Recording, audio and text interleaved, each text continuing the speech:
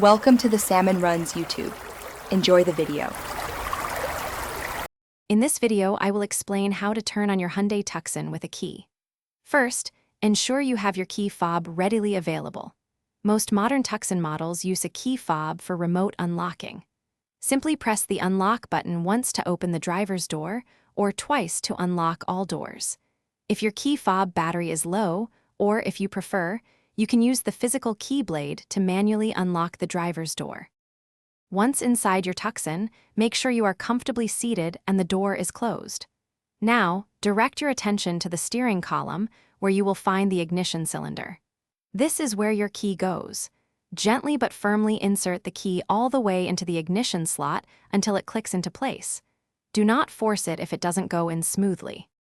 Before starting, it's helpful to understand the ignition's positions. You'll typically find lock, ACC for accessories, on for full power, and start to engage the engine. Turn the key clockwise to the on position first. This powers up your dashboard lights and vehicle systems. Always confirm your transmission is in park or neutral for safety before proceeding to the next step. Now for the final step to start your Tucson. From the on position, continue to turn the key clockwise to the start position.